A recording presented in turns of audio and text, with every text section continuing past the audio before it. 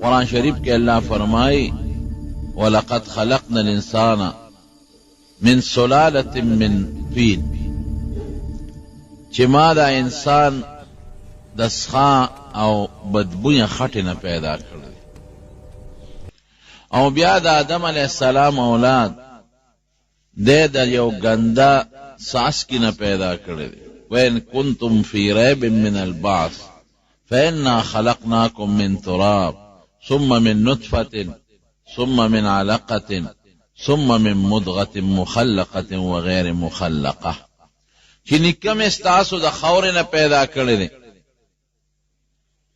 او بیا د هغه اولاد دا مې د سخا نطفې نه پیدا کړی دی هغه نطفه چې په پلیتۍ کې داسې اندازې ته رسېدلې ده چې د انسان د وجود نوځي نو په اودس کار نه کېږي لامبي به گویا د لورکوټې او دسماتي نه او د لوی او دسماتي د ټولو نه ګنده شی شو رکوټ او دسماتي کوزي نو صرف اودس بکې لوی او دسماتي که خارج شي نو صرف اودس بکې ایک بندو کی پڑک اخلولتے نو صرف او دس بکے کدا وجود نہ نوزی یا وینوزی نو صرف بیدون کی وی نو صرف او دس بکے او چې دا گنده سیز د انسان د وجود نه خارج شي نو په دس کار نه کیږي لامبه دا دومره گنده سیز نه رب العالمین د انسان پیدا کړ دا گنده سیز د مور په ګېډه کې بیا په وینه باندې بدل شو او چکس خاوینه گنده دا ولی پروردگار سره سره زرو دا غینم انسان پیدا کولش سپین وزر ورسرو دا غینم د آدم علیہ السلام پیدا کولش لرگی وسرو اسپن وسرو پیتل تانبه زیار هر سا اللہ سرو پاکی اوبا دا غینم اللہ بندوبس کولشو انسان امت پیدا کولشو دیکھ دا اللہ دا حکمت تے چې انسان د خپل اصل تو ګوري او د ځان کې عجزي پیدا کولو یو نه کی عجزي هغه شی دی چې الله خوښ دی کبر نه الله بدی شي فاجزه الله خوشاليږي وکبر الله خپکیږي نو نبی کریم صلی الله علیه وسلم فرمای وی چا چې عجزي وکړه او په دې خیال وکړه چې په دې الله خوشاليږي اللہ لوی دی پلوی خپکیگی او پاجزی خوشحالیگی دی دانوی چې زب معاشره کې کمزور شم د خلقو په نظر کې بس پکشم نه رفعه الله الله بدی اوچت کی عزت بول کی او مرتبه بول ورکی د دوارو جهان مبارک سردار څومره لوی شخصیت بعد از خدا بزرگ توی قصه مختصر لا يمكن السنا كما كان حق دا سی سنا چې د حضور پاک د شان سره مناسب د ویغه نشم ویلې دومره بویم چې بعد از خدا بزرگ توی قصه مختصر ویدا بویم چې د الله نه پس د ټول مخلوق نه لوی بس دا مختصره خبره جوړه دومره لوی شخصیت په الله سونه ګران په ټولو پیغمبرانو کې د لوی مرتبه خاون لیکن عجزی پا کس سمراو پخپل حضور پاک فرمائے لا تترونی کما ترت النسوارا عیسی ابن مریم وی زما صفت کی دا سے مبالغہ مکوے دومره زیاد صفت میں مکوے کم چی عیسایانو دا عیسی علیہ السلام کرنے اغیر دومره اندازے تورسوی چی دا دا خدای زوی دے فام کوے انا عبداللہ و رسولہو زرون بے دا خدای بندے ما کې بندگی دا او دویم نمبر بیا ورپسې دا الله رسول زما به ډېر صفتونه نه کوي چې د خدای مرتبه ته مې ورسوي لکه عیسایانو چې د عیسی علیه السلام په حق کې کړي دي یا یهودیانو د عزیر علیه السلام په حق کې کړي دي پام کوي ګوره زه نه خدای نه ما کې د خدای صفتونه شته او نه د خدای مرتبه ته رسېدی شم دا حقیقت تیرونو ګوره زه د الله بندیم او د الله رسولیم نو دومره لوی شخصیت چې په ټولو پیغمبرانو کې د لوړې مرتبې خاوند دی او بیام حضور پاک څومره خپل عاجزي کوي. صحابه سره چې بناستو په یو مجلس کې نو داسې بناستو لکه د یو عام انسان په شان، کبر لویی پکې نه. یو ځای به صحابه سره په ځمکه ناستو، جومات کې بناستو، که د بار نه به څوک میلمه راغی او مخکې به حضور پاک مبارک نو لیدلی، هغه به نه پیژنده چې حضور پاک پکې کم یو دی. لکه سړی په ګدی ناستی نو پیژنګلو یې کېږي، یا یو سړی په یو اوچت ځای ناستی نو پیژنګلو یې کېږي. د بار نه به چاته پته نه لګېده چې په دې کې حضور پاک کم یو دی. امتیازي حیثیت یې ځان له نه دی جوړ کړ، عام بناستو. تر دې حده پورې یو صحابي فرمایي وی چې مجلس کې به مونږ په دایره کې ناستو نو د حضور پاک کونډی مبارکې به زمونږ کونډو سره یو شان وي، چرته یې زمونږ نه ځان په ناسته کې مخکې کړی نه. سفر کې چې به روانو چې سپینګیري سړی به چرته حضور پاک په سفر کې د هغه نه مخکې نه تل، او په سفر دوران کې څومره عاجزي کړې نه، ځان یې ملګرو سره یو شان حساب کړی دی. څنګه چې نورو ملګرو په سفر کې کارونه کړي دي، دارنګې حضور پاک هم محنت او خدمت کړی دی. یو ځل په یو سفر کې صحابه کرامو حضور پاک مبارک نو کارونه تقسیم کړل. چاوی زه به څاروي لال کو، د غوښې انتظام به وکړو، چاوی مونږ به څاروي وبکو، چاوی مونږ به خیمې خښې کو، چاوی اور به بل کو، چاوی دا نور څاروي به سرن لبوزو. څومره کارونه چې دا به تقسیم شو. د دواړو جهانو مبارک سردارو فرمایل وی یو کار خو تاسو پرېښود خوا به زه کوم. وی صاحب اکم کار دی مونږ خو ټول تقسیم کړل، مونږ ته په ګوته کا مونږ به کو. وی نه تاسو پرېښوده به زه کوم. وی صاحب مونږ ته وښایه تاسو به ولې کوئ، زمونږ مور پلار درنه قربان، مونږ به کو. وی نه به زه کوم. وی تاسو چې دا تقسیم ارسو کړل ډوډۍ خوراک پخوئ، دا اور به پسه بلوئ، د خشاکړو چا ذکر ونه کړ. وی خشاک به زه راوړم. وی نه زمونږ مور پلار تا نه قربان، مونږ به خشاک راوړو. وی نه دا کار زما په ذمه دی. قسم دی ځنګل ته په خپله حضور پاک لاړ او هلته بوټي او څانګې پرې کړې او په دې خپله مبارک او نیازبینه شی کېښودل او صحابهونه یې راوړل. که مسجد قبا جوړیږي لکه د عام صحابي په شان خدمت پکې کوي، او که خندق کنستلی کېږي غزوه خندق کې لکه د عامو صحابو خدمت پکې کوي، او که کور کې دننه دی بی بی عایشه صدیقه فرمایي وی په کور کې دننه به مونږ سره لګیا د کور کار به کوو، او چې بانګ به وی نو هر څه به غورځول جومات ته به لاړ. وی قسم دی حضور پاک کمبل ځان له په خپله ګنډلی دی، او که سپلیش لیدلی د ځان له په خپله ګنډلی دی، او مونږ سره د کور په کار کې مدد کړی دی. څومره لوی شخصیت او څومره عاجزي. دا ټول کمال د عاجزۍ دی. ګورئ ځان کې به عاجزي پیدا کې بندګي نه اوچت بشي. حضرت ابوبکر صدیق رضی الله عنه څومره لوی سړی، په صحابه کرامو کې د لوی مرتبه خاوند، د حضور پاک مبارک د هجرت ته سفر ملګری، دومره لوی شخصیت چې د دواړو جهانو مبارک سردار صرف د سفر د خدمت دپاره دې مقرر کړ. څوک چې ځان سره ګوره دشمن یې زیات و که نه د حضور پاک، د مکې خلک یې دشمنان دي او په سر پسې یې ولې د سلو خانو انعام ایسته. د دنیا خلک دشمنان، نو دشمندار سړی چې ځان سره څوک ګرځئ نو هغه څوک ګرځئ چې په هغه اعتمادي یقین یې وي پې. نږدې ملګري په سفر کې بې اعتماده څوک نه ګرځئ، چې په چا یقین یې ځان سره یوازې ګرځئ، چې یقین یې پینی چې ډېر اسېده ما په سر پیسې وانه لیده چانه، اسې نه پړه کې بغض دي مړ مې نه کي، نو چې لږ یې مشه کي ځان سره هغه څوک نه ګرځئ. نو حضور پاک د هجرت په دې سفر کې سره د دومره دشمنانو ابوبکر صدیق ملګری کو. دې نه معلومیږي چې په هغه یې پوره اعتماد. د هجرت مشوره یې د هغه سره وکړه. په غار ثور کې حضرت ابوبکر صدیق ته ډډه والینه، او نور څونه د ابوبکر صدیق په حق کې چې لومبي نوم اخلي د داخل ابوبکر فی الجنه، ابوبکر په جنت کې اول نمبر د نوم اخلي.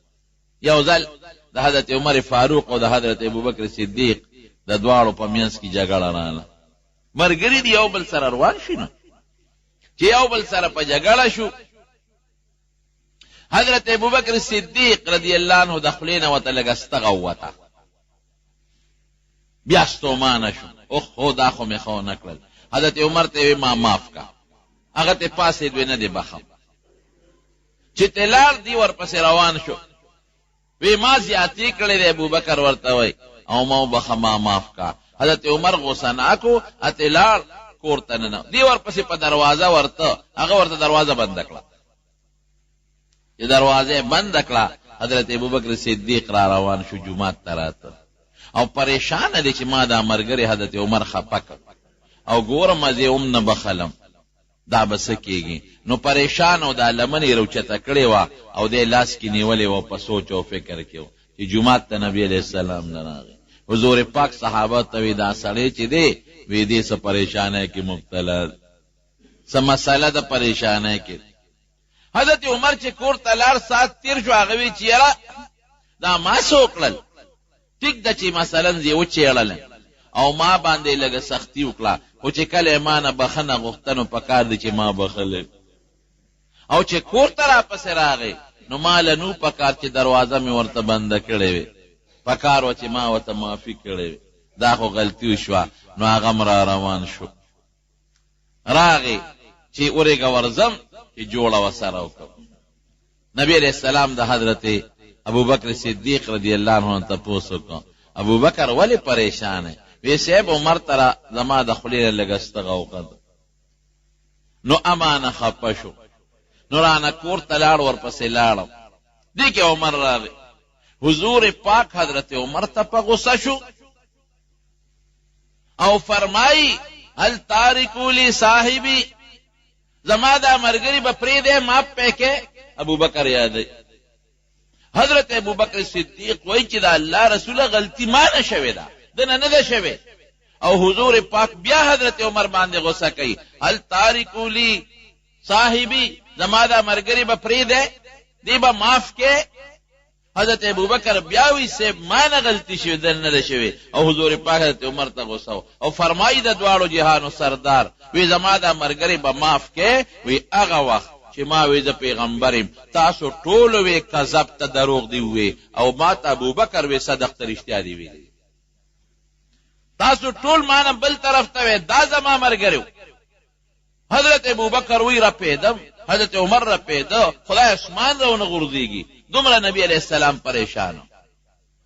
دا ابوبکر صدیق خفګان نشو، ما غلطي ما کړې ده، تا کړې ده، خو دله دونه ابوبکر صدیق خفه کېده. او یو مقام کې نبی کریم صلی الله علیه وسلم او فرمایل د وفات نه لغونې مخکې وی په ما د هیڅ احسان نشته، که د چا احسان په ما وي د هغې بدل هغه له خلاص کړی، په دنیا کې مې خلاص کړی، په ما د چا احسان نشته. یو کس دی چې د هغې احسان زما په غاړه کې پروت دی، هغه له به هغه د احسان بدل الله د قیامت پر ورځ خلاصوي چې هغه ابوبکر صدیق دی. دومره لوی سړی په صحابو کې اول نمبر، د جنت یو ځل نه په څو چنده حضور پاک په خوله مبارک هغه ته زیری شوی دی، عجزي پکې سونه په لاره به روان و، ډکې به یې روچت کړ، وی دام زمانه ښه دی.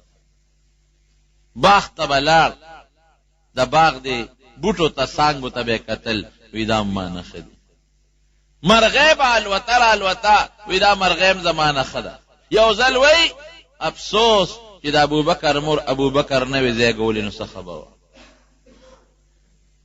دومره عاجزي وه پکې، ټوله شپه به یې پروردګار ته ژړل، تلاوت به یې کو، او دې خاصیت و چې کله به یې مونځ کو، مونځ کې به یې ژړل، الله ته به یې زارۍ کولې.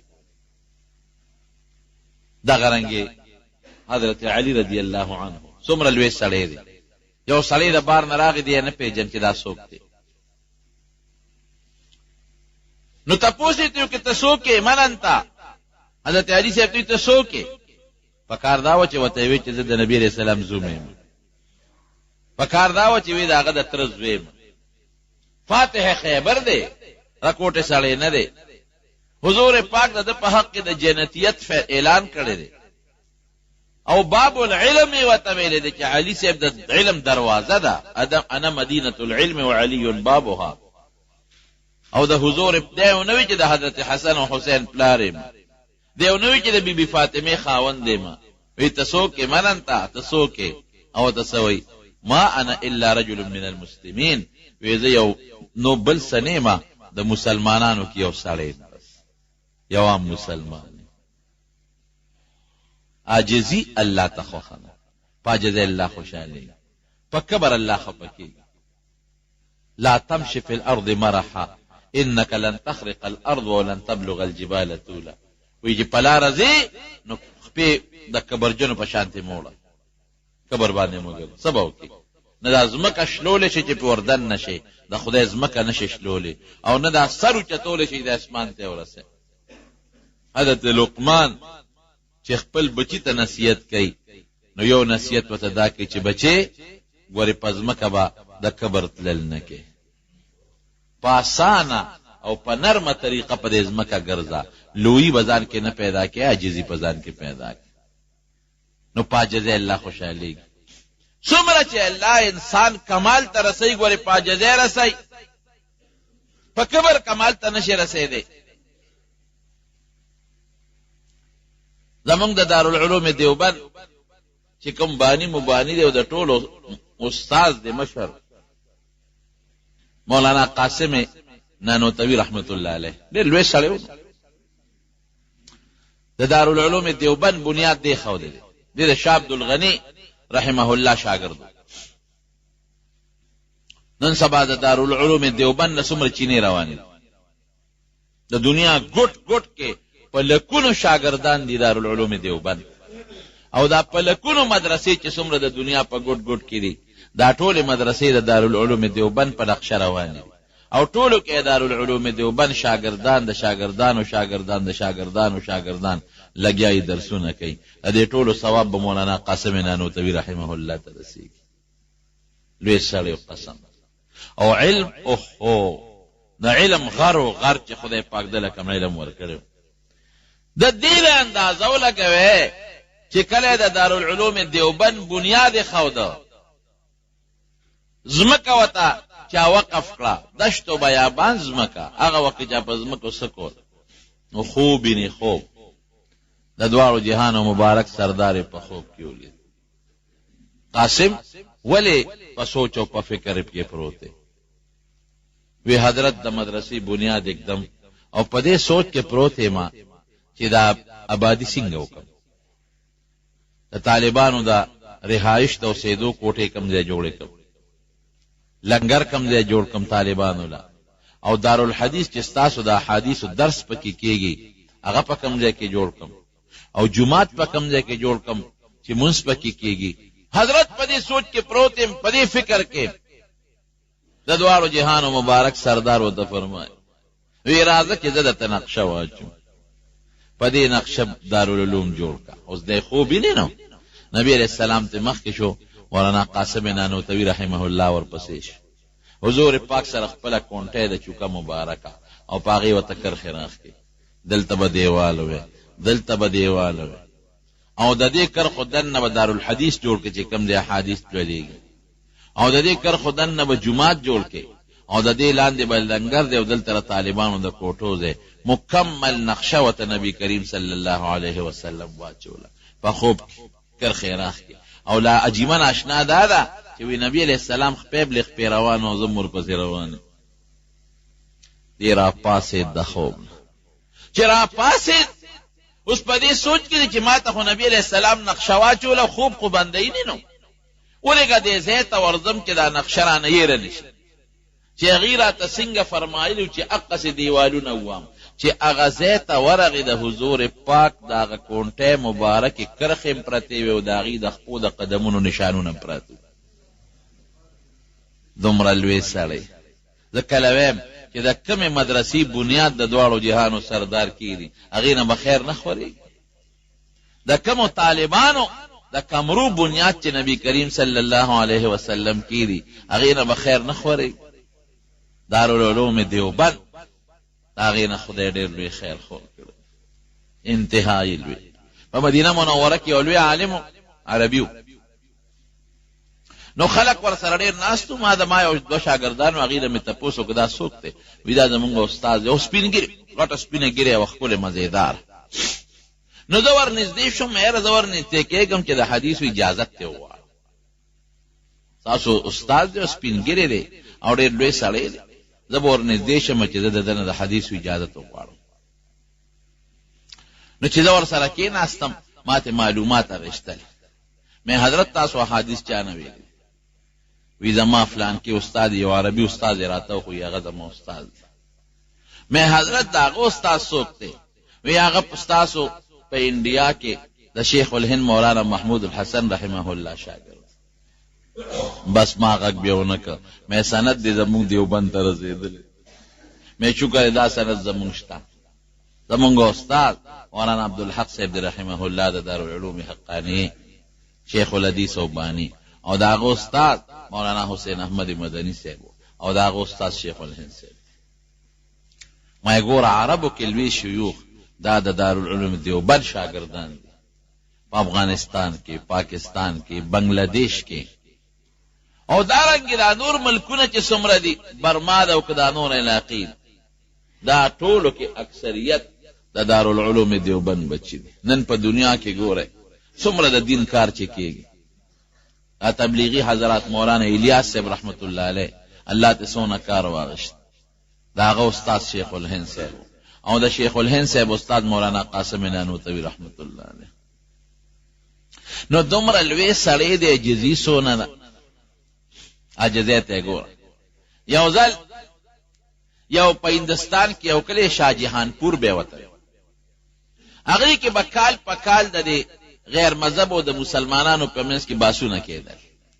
هندوان به م راغونډ شو، سیکان به مو، مسلمانان به مو، انګریزان به مو. نو د هغې علاقې خلکو مشوره وکړه چې دې ځل لمونږ د باس له او د تقریر له او د مناظرې له څوک راغواړو. ټولو په دې فیصله وکړه چې مولانا قاسم نانوتوي رحمت الله علیه راغواړو. لوی سړی دی او لوی علم خدای ورکړی دی، دا مناظره به دې وکړي.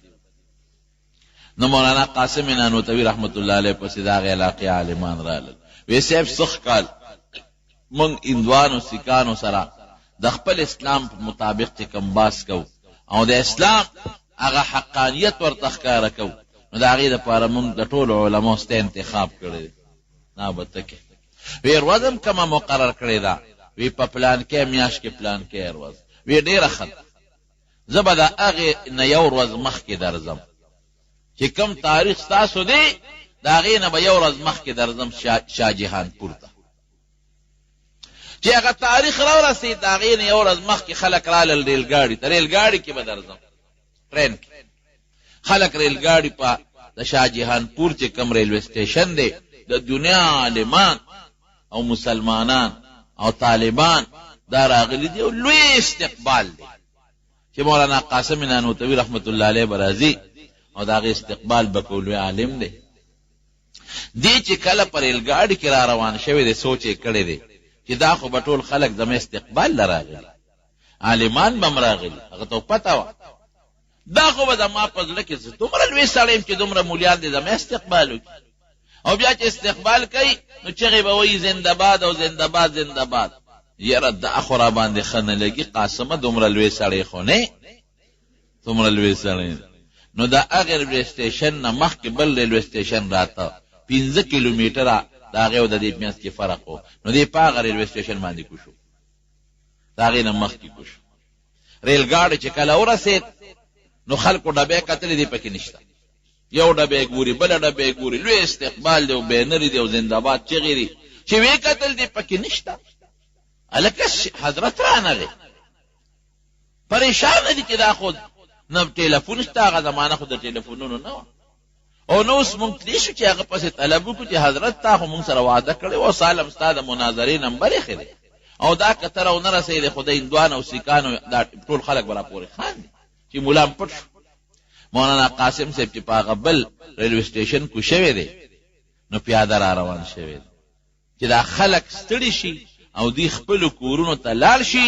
نو چې کوم ملا صاحب زه غوښتم نو زه به لاړ شم د هغه کور ته بیټک ته به ور داخل شم چې نه ما ته څوک د زنده‌باد چغه ووایي، نه زما څوک استقبال وکړي چې زما په زړه کې غلوي پیدا نه کړي. دومره لوی سړی خو نه چې دا دنیا خلک دې زما استقبال کوي. نو لاره کې یو خوړ په خوړ پیاده مزل را روان دی غریب.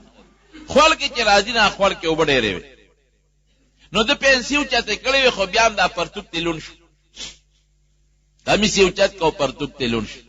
نو د خوړ نه چې کله پورې وته نو اوس په دې سوچ کې چې دا پرتوک خو د مالان دی، د خټم شو لوندم شو، دا به انزل غواړي او دا به اوچولم غواړي. نو که دا خو انزل خو آسان دي، دا اوبو کې به یې غوپه کم، خو که دا زه اوچولو ته انتظار کوم نو دا خو بیا د ما باندې شپه راځي او خلک مې هلته په تمه دی، هغوی به هم پریشانوي. نو دا چلی وکړه چې لنګ یې وواو او هغه خپل پرتوګ یې راواغېسته چې کوم لوند او د خټو شوی هغه یې ووینځه او کونټه یې ورسره وه چې زه په لاره به دا پرتوګ په دې کونټه کې ورکمه او په دې اوږه د پاسه به اوچت ونیسم نو هوا به یې وی او نور به پرې لګي نو په دې به وچي. الله اکبر، فقیرانه شان دی.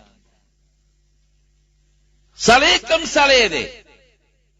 د شیوخو د مفسرینو د محدثینو استاد، هغه سړی چې حضور پاک ورته نقشه اچوي، د علم لوی غر او لکه د ملنګانو غوندې هغه خپل پرتوګې په کونټه کې ورکه او کونټه یې په اوږه نیولې ده او نور ته یې نیولې ده او لنګ یې والې دی او غریب روان دی.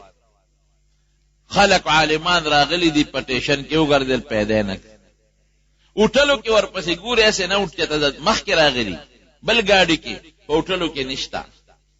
مولانا قاسم نانوتوي رحمت الله علیه چې څنګه راغی نو ستړی و، یاره چې اوس ورځمه دا خلک بلا پوره نی خوارو خامخا به لارو کې ولاړي، راشي هوټل ته لاړ شه نو هغې کې به یو ګنټه به په یو کمره کې لږ ارام وکړي نو بیا به لاړ شو. نو چې هوټل ته څنګه ورغی هوټل والا ته تپوس کو نوم دې څه دی؟ نو د خپل زوړ نوم خورشید حسن و، دا نوم یې بیا ځان ته بدل کړی، زوړ نوم یې خورشید حسن. نو هغه ته هغې ته یې وایي زما خورشید حسن نوم دی او لږ ساعت دپاره یو کمره راله راکړې، په کمره کې یو بوټی خوب کوم ارام، دا جامې به مې موچي شي. نو هغې کې سم لاس مولیان ورپسې ګرځي، خلک خو خواره شو لاړل خپلو کورونو ته. خو چې کم مولیان دي هغې ګرځي ودرېږه که د بسونو اډې ته لاړ شو چې ته بس کې نه راغلی هلته هم نشته. یاره یو هوټل دی دې غاړه کې ودرېږي هغې کې ګورو چې ته هغې ته نه ننوتې. چې هوټل ته ورل تپوس به هوټل کې کاو چې د مولانا قاسم نوم سړی خو څوک نشته هغې نه. چې هوټل ته ورل هغه رجسټر یې کته یو نوم پکې راووت خورشید حسن.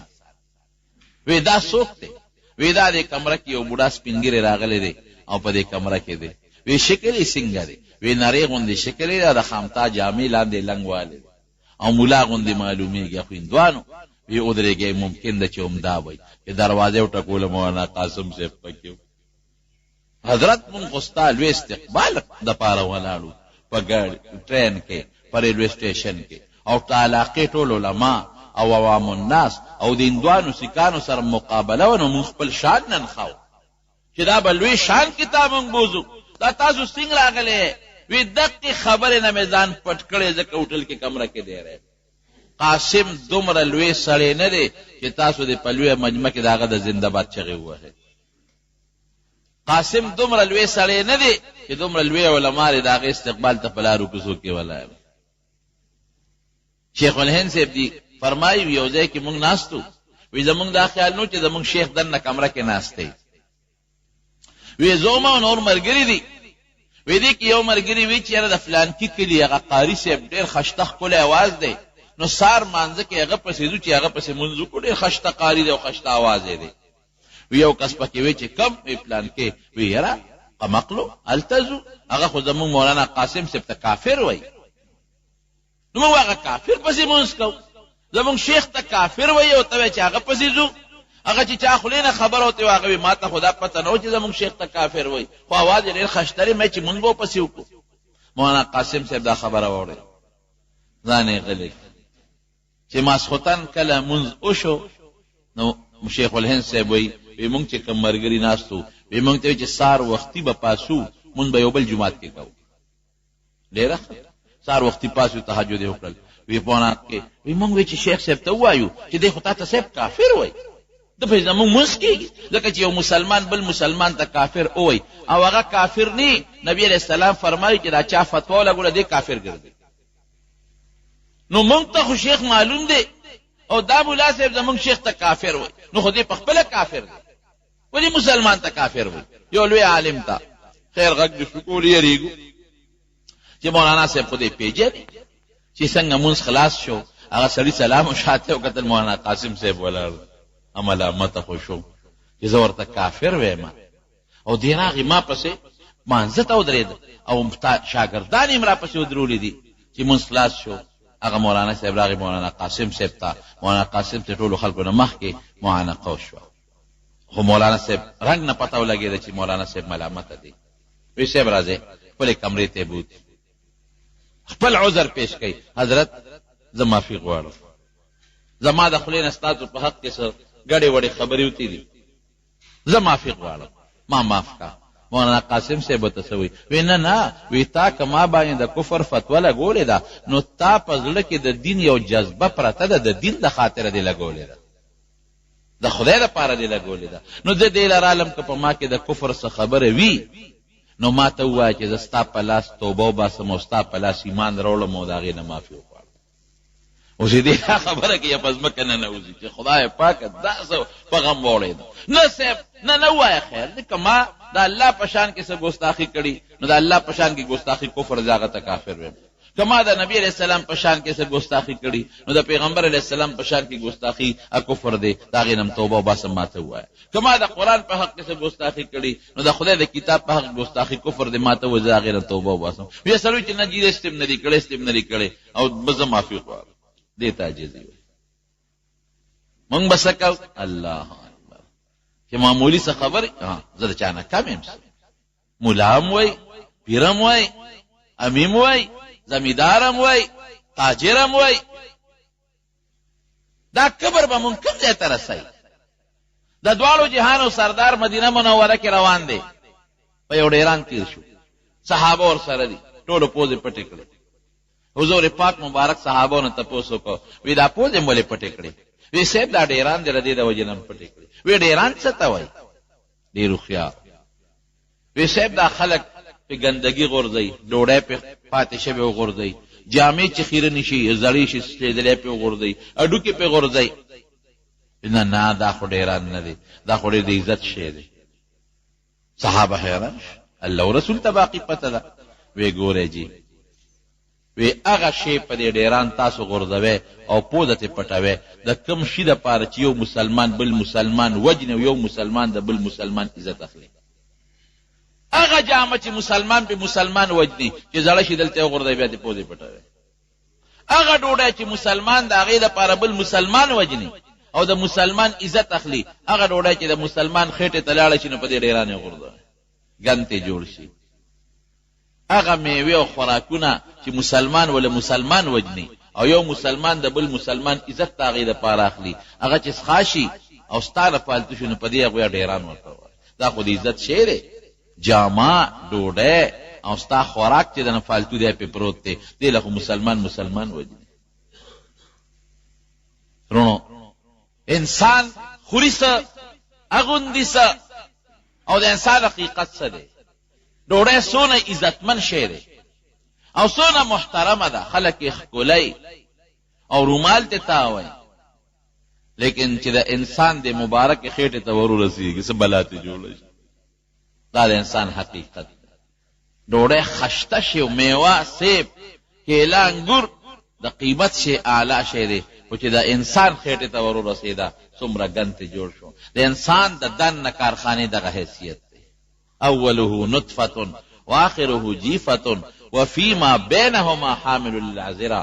بیا اول د نطفه ده، اخر مردار چې چینجو که انسانیت پکې نی او ایمان پکې نی او یا پکې فسق و فجور راشي د چینجو جاله او دې میانس کې وګوره نو په ګېډه کې دې څه مرداره پټه کړې ده. دا ټوکړه ده په بکس کې پرته دکاندار صاحب پرته څومره مزیدار او خشته، خو چې د انسان د وجود نه توشي په درې مرسخه بین کوي که نه کوي. دا د انسان د وجود حقیقت دی. اوبه دي خشته مزیدار ښکلې پرتې دي، خو چې د انسان وجود ته داخلي شي نو څښا متیازې بیان کې ته جوړې شي که جوړې نه شي. څه حقیقت دی د انسان. میلو درنده دی که دې سپیونه کي، که نکونه دې وانه غشتل او زیاتي ویښته دې وانه غشتل او یو میاشت در باندې تیره شوه، قسم د خپل بچي او ښځه به هم در نه یېرېږي. غټ غټ برېت به دې نیولي او لوی لوی ویښته به در باندې ختلي او غټ غټ نوکان به دې نیولي او څښاک خیري به بین به دنه ځي. دا د انسان حقیقت دی. لامبې به جامې به خشتک اچې او ویښته به دې کټ کې او نوکان به دې کټ کې او په صابون به لامبې نو ښکلې به. او که دا دې ونه کړل ځکه نن ته یو هفته یو میاشت اومه لامبه نو څښا بین به دنه ځي او که به دنه نه ځي. دا د انسان حقیقت دی. او داس چې ماته د خلکو نه ځان لرې کوي. ولې کوم بین چې دنه ځي د هغه بین د لاسه نه ښځه خوب کولی شي او نه د بچي خوب کولی شي. د انسان به کبر څنګه کوي؟ دا د کبر ځان پسې مټې والي. یو غاښ باندې چې د انسان دړ شي څومره چغې وباسي. یا کور کې چې څوک خوب نشي کولی، خېټه چې معمولي بې اعتداله شي نو بیا دومره دستونه پې ولګي هغه د عزت انسان بې عزته شي، جامې ته لاندې رواني. څښا بدبویه انسان سره کبر نه دی مناسب، انسان سره عاجزي مناسبه. زمونږ په دې علماو کې یو ډېر لوی عالم تېر شوی دی، مولانا رشید احمد ګنګوهي رحمت الله علیه. ډېر لوی سړی. د دې سړي دومره لوی علم دی چې زه د دې علم ته کله حیران شم چې خدای دې تا کوم علم ورکړی. په ترمذي یو شرح لیکلی کوكب الدري او په بخاري یو شرح لیکلی لامع الدراري. سړی علم ته د حیران شي خدای دې سړي تا کوم علم ورکړی. نو چې دومره لوی سړی وي نو هغې کې خامخا یو بوډۍ لږ اوچتوالی هم راځي. علم یو لوی نعمت دی. څنګه سړی ظاهري خشته جامه واچوي، چوغه واچوي او شکل ښکلې کړي نو ځان ورته لږ لوی ښکاري. دارنګې چې چا کې علم زیات وي نو دا علم په دې سړي کې لږه نشه پیدا کړي. دې لومبې لاړ مولانا حاجي امداد الله صاحب مهاجر مکي له اغله لاړ. نو حاجي صاحب ورته وایي بیعت وکړه ما سره. حالانکې حاجي صاحب چا نه دا مطالبه نه وه کړې. وی صاحب بیعت به وکړم خو ما نه دا ذکر و اذکار نه کېږي. کتابونه کتل دي او طالبانو د سبق ویل دي نو دا ذکر و اذکار او دا قصې پسې مانه نه کېږي. زه یو شپه خو را سره تېره کړه کنه، یو شپه تېره کړه، زه ډېره خره شپه به تېره نو چې شپې ته ورسره پاتې شوم نو حاجي صاحب د شپې پاسې تهجد یې کول. وی ما به تهجد نه کول، کتاب طالبانو لګور او سبق طالبانو ته خان. وی او شرمېدم. وی مې چېرې دا دومره سپینګیري سړی پاسې او تهجد کې راشه ته مو ورسره وی پاسې تهجد مې ورسره وکړ. حاجي صاحب ناس خپل ذکر او اذکار کوي نو یې زه شرمېدم چې دې اوس ذکر او اذکار کوي بوډا سپینګیري زه سملم نو دا خو لږ یو بوډۍ بده خبره ده. نو امام ورسره لږ لږ ذکر او اذکار. وی هغه د حاجي صاحب هغه ذکر چې هغه به لا اله الا الله وی که نه معمولي غوندې به یې په زوره کړل. وی هغې زما دې زړه یو څو جټکې یې ورکړې. وی چې سار شو ورنږدې شم چې صاحب بیعت به وکړم خو ډېرې کلمې به راته نه ښیې، یو دوه درې ټکي به راته ښیې. وی خیر دی یو شی درته ښیم صاحب ذکر بیعت یې ورسره وکړ. مولانا رشید احمد ګنګوهي چې یو ورځ تېره کړه وی صاحب زه در سره یو څلوېښت ورځې تېروم. وی زه خپلو طالبانو ته سبق ښایم. وی نه صاحب خیر دی ما له لږ ټیم راکړه در سره پاتې کېږم. لږه یو پوټې غوندې د علم هغه لویوالی پکې و، کبر پکې نو، لوی شخصیات دي خو خامخا. نو حاجي صاحب یو ځل ډوډۍ خوړه چې ډوډۍ خوړه دی ولا راغلی و دغه مقام کې. نو حاجي صاحب ته میوې هم پرتې وې، روجې موجې پولو مولو دا قصې پسې پرتې وې. نو دی ورسره کېناسته. نو چې کېناست نو حاجي صاحب دال راواغېستل او په یو کاسه کې واچول او یو ډوډۍ ورسره کړه. او مولانا رشید احمد صاحب ته وی رشید احمد وی دا هغه ګوټ کې کېن دا ډوډۍ وخوړه. اوس که بل مرید و که نه د دې زمانې مرید بشیر جان غوندې مرید وی به چې خط دې ته پیر وی په خپله غوښې خوري او مال یې دال راکړي، په خپله لګیا دی او صاحب به دغه خوري، روجې خوري او بریاني خوري او چرګان خوري او مال یې ډوډۍ راکړه او غاړې ته کېنه او دال یې راکړه. دا پیري مریدي بیا ډو پکار نه. نن سبا خو تکلاغه پیر دی چې خشته لنګر چلی. مریدان د هغه پیر ډېر صفتونه کوي. تاسو تپوس وکړئ مرید به د هغه پیر خشته لنګر یې دی ډېر مزېدار غوښې دي سرې کړي دي پکې. هلکه ته ډوډۍ له ځې او د ډوډۍ دپاره پیري مریدي کې هوټل والا نه بیا وکړه، بیعت د هوټل والا نه وکړه. هغه ډېر شیدونه پخوي، ډېر خشته لنګر، ډېر سپېشل او ډېر زبردسته ډوډۍ ده او مزېدار تیکي دي پکې او صاحب خوراکونه دي پکې. نو زه که تیکو والا نه بیعت کوې نو پېښور کې تیکو والا ډېر دي، هغې نه بیا وکړه. معیار د حقانیت د زړه باطن دی، صفایي ده. کبر پکې نه، غیبت پکې نه، او الله یادوي، او چې ته ورته وګورې او تا ته الله یاد کړي. اولیاء څوک دي؟ نبی علیہ السلام فرمایي هغه خلک دي چې دي ولیدلی شي الله ورته یاد شي. نو که داسې دې زمانې پیري مریدي وویل چې په تندر دې لګي دا په خپله مال دال راکړلو، نو یې ډوډۍ لاس کې راکړو، په خپله لګیا دې پولو نه خوري، غوښې خوري، چرګان خوري. خوا مولانا رشید احمد ګنگوهي غاړې ته کېناسته چې ډوډۍ وخوړله غوندې، وی دې خو رشید احمد دلته راشه، رانږدې کړ. مولانا قاسم حاجی امداد الله صاحب لګیا د هغه مخکې هغه ښه خوراکونه خوري. وی رشید احمد خفه نه شي، ځان له مې کړې. وی د دې دالو د ځان له ډوډۍ د خوراک هم قابل نه وي، پکار دا و چې هغه مخامخ سپلو سره مې کېنولو چې دا مې در باندې سمولې، خو یاره لږ رحم مې در باندې وکړ، احسان مې در سره وکړ، دال او ډوډۍ مې در باندې مې وخوړ.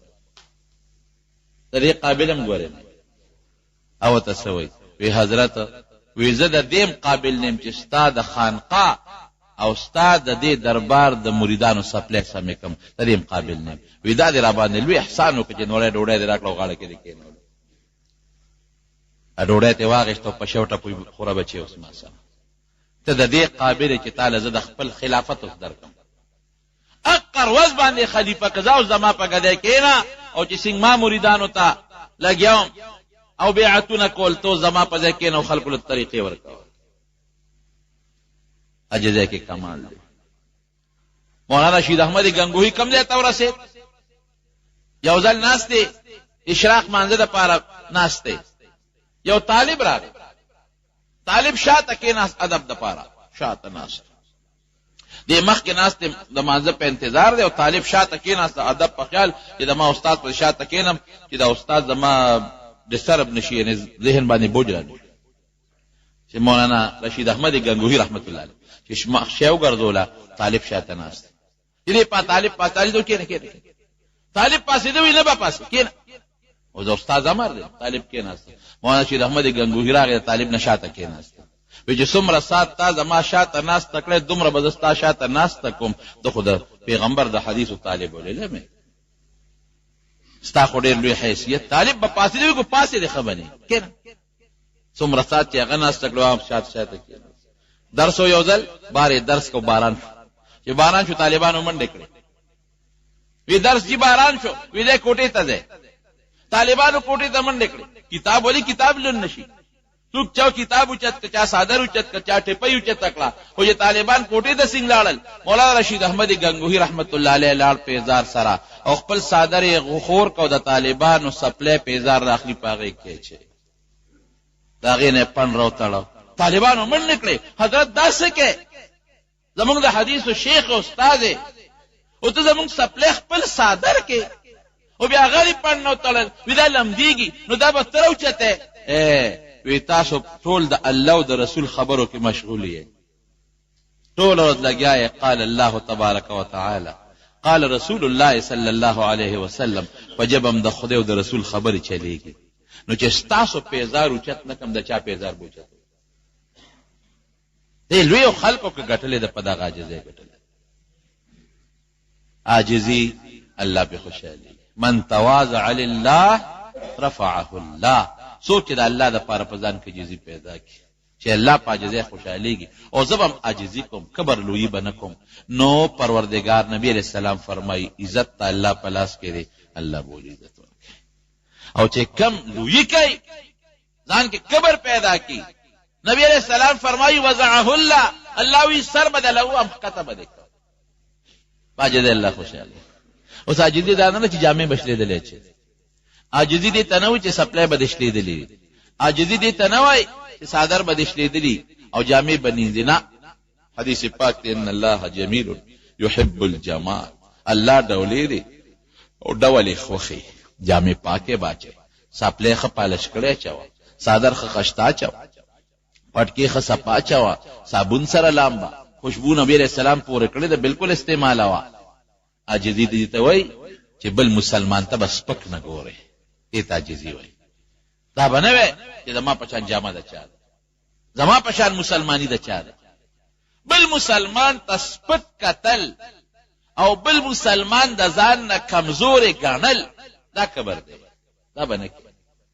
خپل معاشره کې تاسو سره یو طالب العلم مرګره دی هغه ته بس پک نه ګورئ، تاسو سره خپل ګاون کې یو غریب مرګره دی هغه ته بس پک نه ګورئ، تاسو سره په دکاندارۍ کې یو غریب مرګره دی هغه ته بس پک نه ګورئ. دا په کلاس شي چې یم خوځه هم چمن دیګره نه ما پشان لاسو داسې بنا دې تعجزي وي. عاجزي دې نه وي چې جامې بدیش لیدلې او پیزار بدیش لیدلې او جامې بش لیدلې چې او صادر بش لیدلې، تعجزي نه. نو جو انکسار دا غ صفت دی چې دا په الله کې نشته. الله لوی ذات دی. دا الله پاک د مسلمان د پاره خوښ کړی.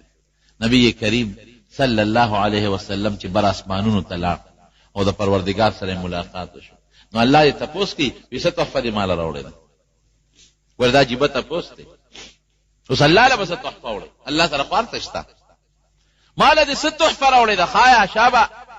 نو حضور پاک مبارک خو خيار او وحي بو تکیدل وی الله داسه تحفه مې دل راوړل چې تاسو سره نشتا، داسه تحفه مې دل راوړل. تبا حیران چې بس تحفه کې الله سره ني.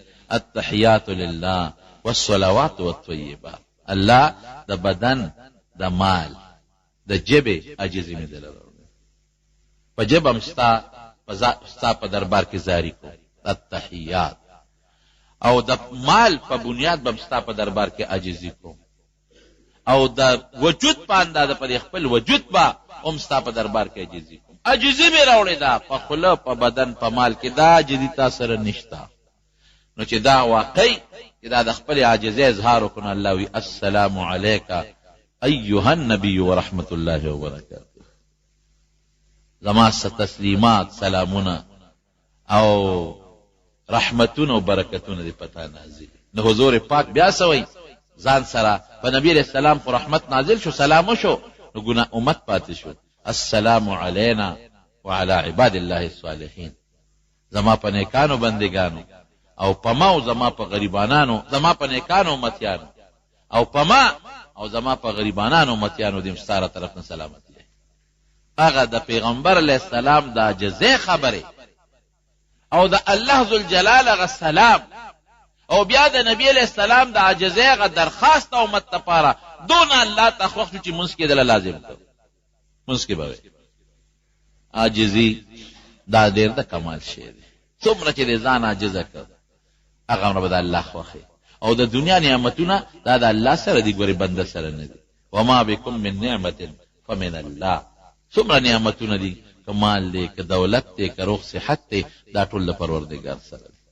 نو عاجزي وکاو، لوی بنکاو، لوی به خدای ګڼو، ځان باجزه ګڼو چې عاجزي دې پیدا کړه. ګوره سجده په مانځه کې وای دا د عاجزۍ نه، څومره چې تندې په خاورو کې راخ کا دا د عاجزۍ نه، دا رکوع چې کې دا د عاجزۍ نه، دا دواړه لاسونه چې په سینه باندې تړي دا د عاجزۍ نه، ځان تر خپل ازولنیت کړي دی واچول دا د عاجزۍ نه. او چې دا ټیټیږي او دا تحیه شکل کې ټول د عاجزۍ، موږ ټول عاجزۍ حج چې کې ګوره دو صادره دی واچولې او خپې دې بربند کړو او سر دې سرتور، دا ټول د عاجزۍ نه. عبادت هغه عبادت چې پاغي کې عاجزي وي او چې عاجزي پکې نه او کبر نه، هغه عبادت نه دی. ون ایصابول او نور خلق تسپک گو قتل دې انسان ځان په دوکه کې چولې دي. دا ډېر لوی خطرناک جرم دی. کم انسان چې په غرور او تکبر کې مبتلی دی د خلقم بدی شي. ظاهر کې خو خلق یریږي ته، ظاهر کې خلق به قدر کوي، عزت به کوي، یریږي به ته، او چې خواشي مړوي داس فرعون دی وای.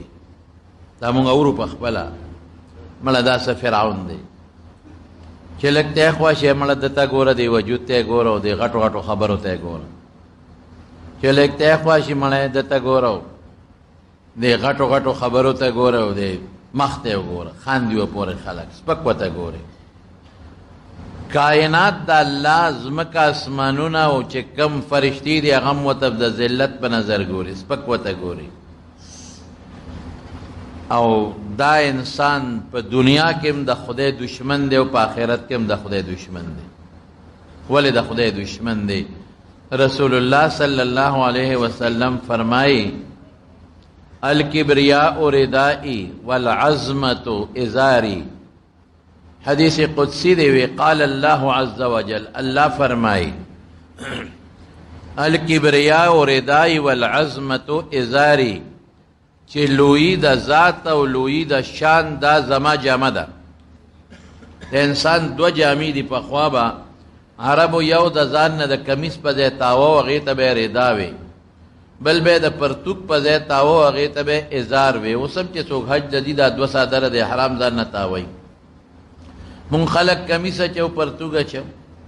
نو الله وایي چې الله خو دا جامې زمونږ محنم جامو ته محتاج دی، نه زمونږ په شان جامه اچوي، خو هغه د محاورې په بنیاد.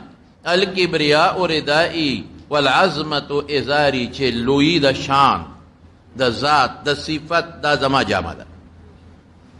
فمن نازعنی فی واحد منهما، که چا ما سره په یوه جامه کې ځان دننه کو، ما سره جګړه کوي، ادخلته النار، اور ته به ذلیل وردننه کوم. او یو بل حدیث دی، په هغه حدیث کې نبی کریم صلی الله علیه وسلم فرمایي چې ذلیل او رسوا به کوم دا سړی. دې ځای کې خو راځي ادخلته النار، دا سړی به اور ته داخله کوم، اور ته به ومنډم. او بل ځای کې فرمایي چې زما جامه کې ما سر څوک ځان را دننه کوي، لویي کوي او کبر کوي، زه به یې رسوا او ذلیله کوم. د حضرت ابراهیم علیه السلام متعلق مې څه واقعه درته شروع کړې وه. یو څو جمعې کې دی چې کله ماشوم و قرآن شریف کې الله فرمایي، اوس درته زه ښیم چې د غرور او د تکبر څه نتیجه ده. او د غرور او د تکبر په مقابله کې انسان چې ځان عاجزه کړي او کمزوري حساب کړي، د هغې څه سیله ده. دا دوه بوتور. نو حضرت ابراهیم علیه السلام ماشوم دی او خدای پوهه ورکړې ده. الله قرآن شریف کې فرمایي ولقد آتینا ابراهیم رشده من قبل وکنا به عالمین. مونږ ته د مخکې نه پته ورده وجود مونږ ته معلومو، د ده دا جون مونږ ته د ماشوموالي ته معلومو چې ده کې کمالات شته. نو مونږ ورته نیغه لار د ماشوموالي نه ښودلې ده. هدایت د پیغمبرۍ نښې، د پیغمبرۍ اثار، د هدایت رڼاګانې، دا ما د ماشوموالي نه الله وي دړله کې اچولې. سترګې چې وغړولې بت پرستي وه ټوله عراق علاقه کې پیدا شوی دی، بابل ښار کې ټوله بت پرستی ده. او کوکب پرستی ده، څوک د ستورو عبادت کوي، څوک د سپومې عبادت کوي، څوک د انور عبادت کوي، څوک لګیایي د بوتانو عبادت کوي. او چې کم د زمانې بادشاه نمرود هغه ځان ته خدای وی، هغه وی زره بیمه، خلکو به د هغه هم سجدې کولې چې سربار ته به ورغلل، سجدې به یې ورته وکړلې. او د هغه بوتان یې جوړ کړي واړه واړه، په کورونو کې ساتلي، په کورونو کې به د نمرود د هغه خپل بادشاه بوتانو ته سجدې کولې، د هغه ډانچو ته. څلور بادشاهان تیر شوي دي چې په ټوله دنیا د هغوی حکومت و، دو مسلمانان او دو کافر.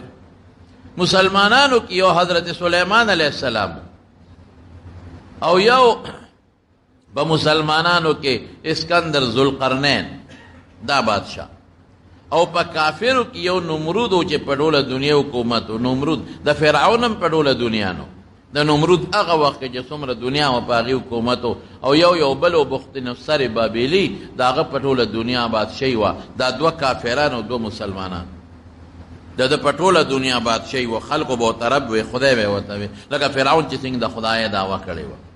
چې د خدای دعوه څوک کوي، دا ډېر لوی کبر دی، دا ډېر لوی غرور دی. دی د خدای مقابله کې ځان ودرئ. د خدای نشته، زه خدای یم، داسې وایي. رب بل څوک نشته، رب زه یم. د ربوبیت دعوه کوي چې زه رب یم. نو خلک دومره په کفر و شرک او جهالت کې پراتو چې انسان ته رب وایي. هغه انسان چې هغه د پلار نه پیدا دی، هغه انسان چې د مور نه پیدا دی، هغه انسان چې ناجوړه کېږي، هغه انسان چې مري، هغه انسان چې ډوډۍ ته محتاج دی، جامې ته پردې ته محتاج دی، بیماری تکلیف راځي، هغه ته خدای وی نه. رب هغه ذات دی چې هغه له مرګ نه راځي، وحده لا شریک له، هغه له شریک نشته. د مونږ پروردګار یو دی، شریک نه لري، رب دی. هغه له مرګ نه راځي، هغه له بیماری نه راځي، هغه له تکلیف نه راځي، هغه له ګرمي یخني نه راځي. هغه چا ته محتاج نه دی، یو شي ته محتاج نه دی، ټول مخلوق هغه ته محتاج دی. رب دی ته وایي. الحمدلله مونږ د هغه یو رب پروردګار رب العالمین عبادت کوو چې په هېڅ صفت کې د هغه شریک نشته.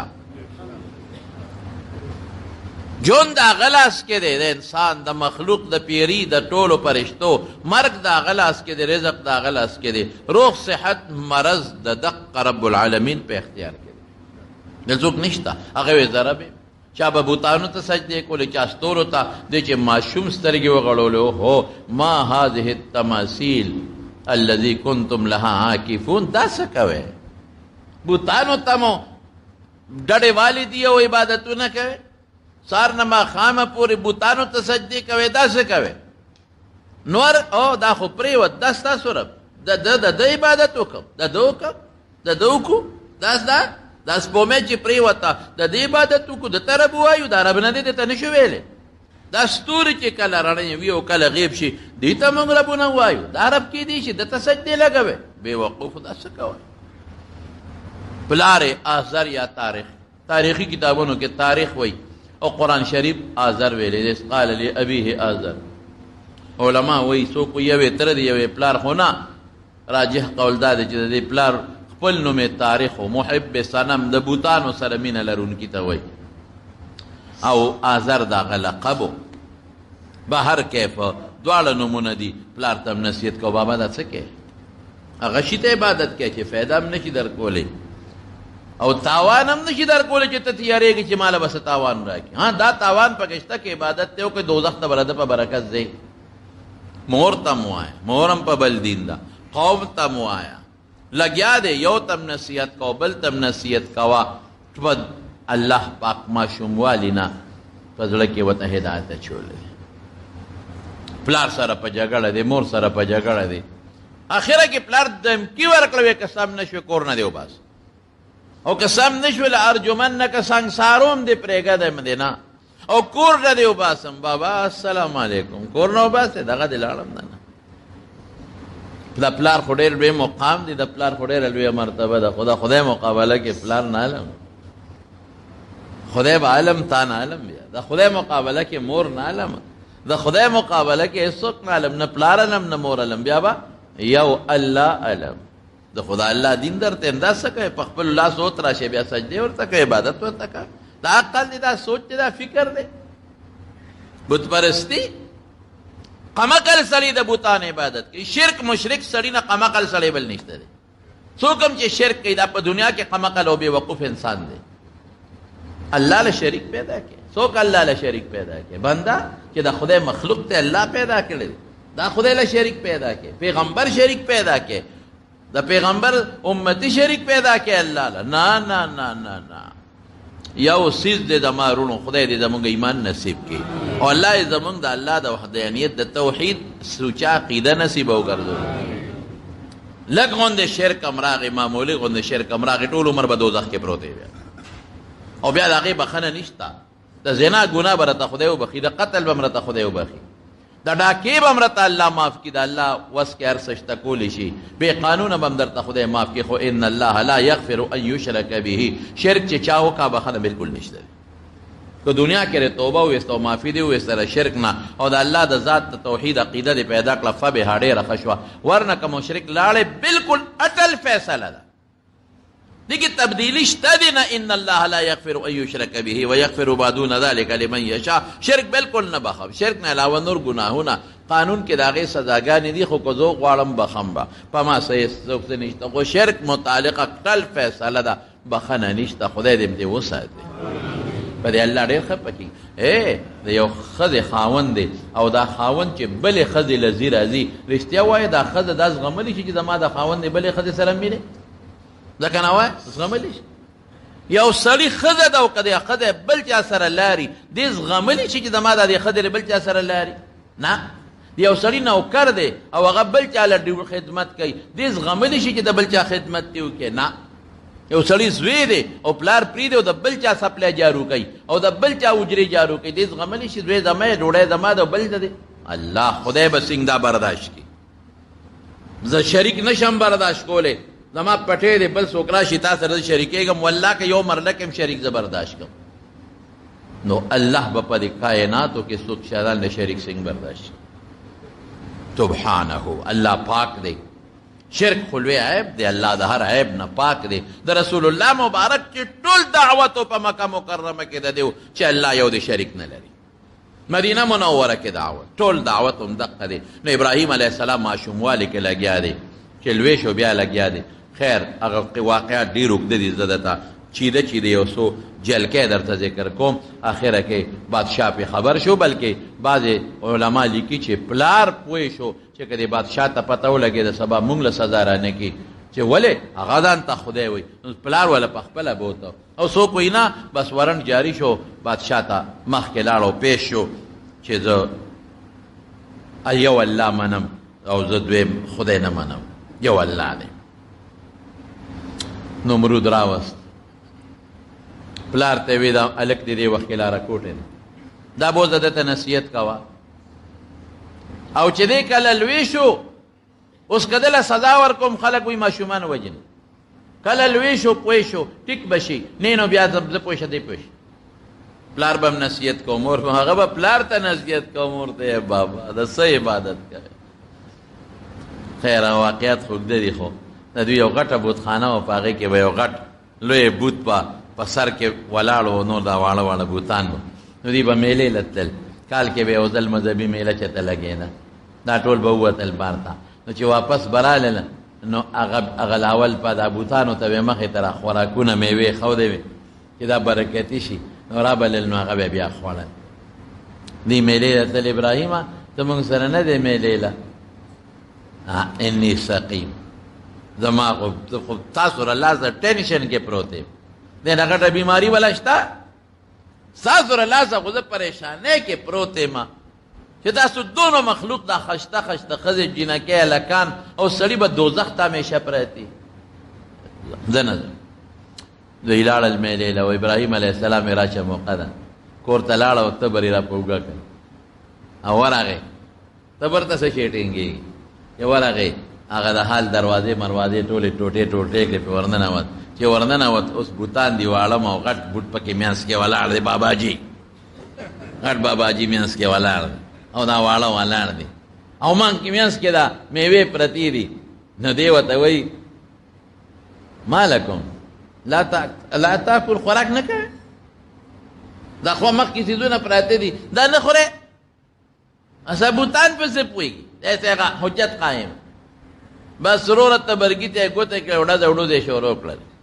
بوت خو په بلا پیسو کېږي، قیمتي شی دی، بلا خرچي پې کېږي، او ډډو دې شروع کړل، چا له مری وهه او چا نه سټ وهه، ټولې ټوکړې ټوکړې کړل او په هغه میوو مې کې د هغوی هغه ټول هغه ټکرې ټکرې وروغورځولې.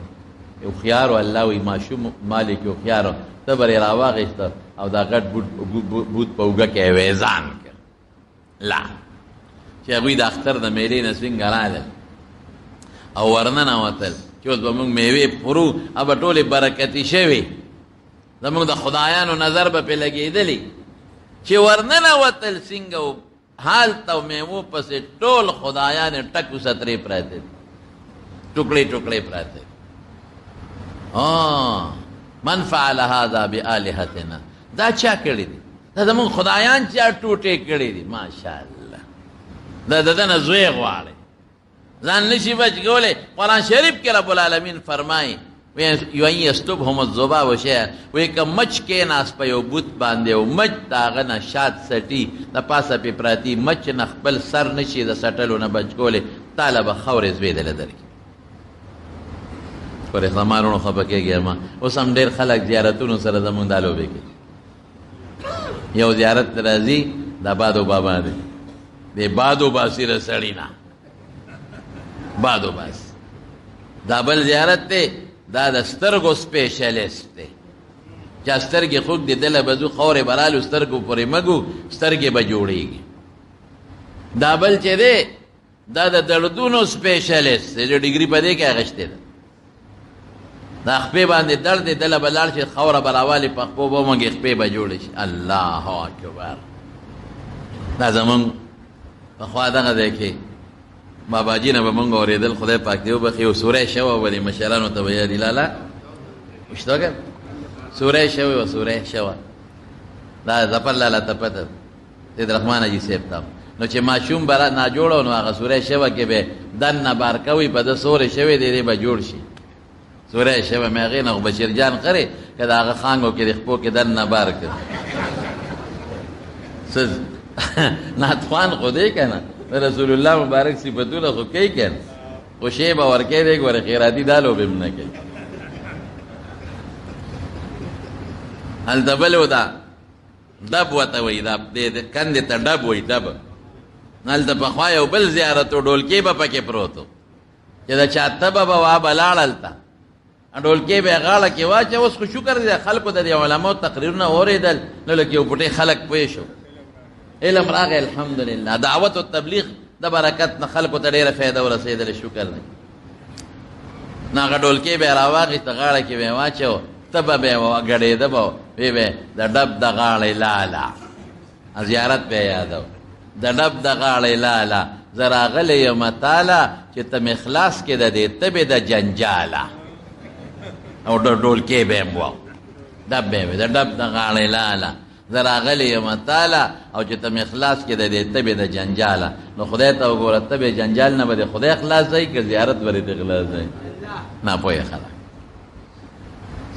بیماری راوستون کې الله دی او بیماری لرې کون کې الله دی اسباب شته بالکل شته جسمانی اسباب مادیم شته روحانیم شته هغه دي چې کم د پیغمبر مبارک او صحابو نه ثابت دي جسمانی او مادی اسباب دارو درمل دي بالکل خدا به نه وایي چې دارو جوړ کړم په دارو کې شفا به رب العالمین اچوي بالکل جسمانی مادی اسباب شته پیغمبر مبارک د کلونجي صفت کړی دی کلونجي ورته وایي کالا دانم ورته وایي توره دانم ورته وایي کلونجي به یتیمانو سره خرڅېږي رسول الله مبارک فرمایي که د مرګ نه یا د بوډاپې نه په یو شي کې شفا وه په کلونجۍ کې به وه ما سوا د مرګ او د بوډاتوب نه د هر څیز دپاره شفا ده د حجامې صفت یې کړی د رسول الله صلی الله علیه وسلم د سنا صفت رسول الله مبارک کړی دی نو دا دارو پیغمبر مبارک او صحابه استعمال کړی دي ظاهري اسباب دي خو عقیده به دا وی چې په دې کې شفا به څوک اچوي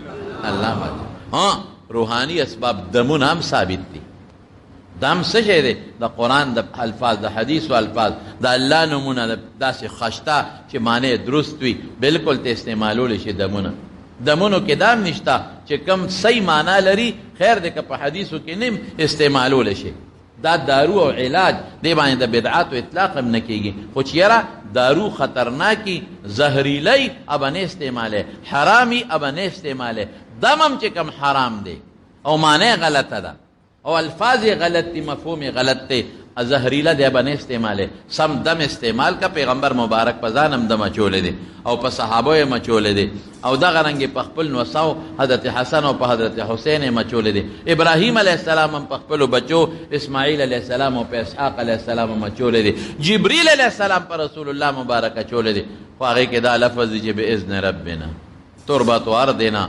بریقة بعضنا لیشفی سقیمنا باذن ربنا خوره مبارکه به د مدینې راواغشته او جبه مبارکه باندې به لاړې راخ کې د مریض په تندي به راخ کو څه به وي خوره د مدینې خوره کې عاجزي ده یوه خوره د مدینې په مدینه فرشتې ګرځېدلې دي قرآن پې د پاسه نازل دی رسول الله مبارک پې ګرځېدلی دی مبارکه خوره ده د مدینې منورې او لاړه د رسول الله مبارک د مریض په تندي به راخ کا چې لیشفي سقیمنا بیمار به مو جوړ شي خو باذن ربنا د چا په حکم به جوړېږي دا نه چې ته مې خلاص کړې ته به د جنجاله چې به جنجال نه به زیارت بابا نیکان اولیاء د هغې قبرونو له تلل بالکل ثابت دي ښه خبره ده چې ځای سره پاره لاړ شي د هغې انیکي ځان ته را مخکې کوي چې دا ډېر لوی بزرګ انسان و دا ډېر لوی نیک سړی و دا دې ګوره خلک راځي د ده زیارت لا یاره که داسې نیکي ما وکړه او اخرت به ځان ته را مخکې کې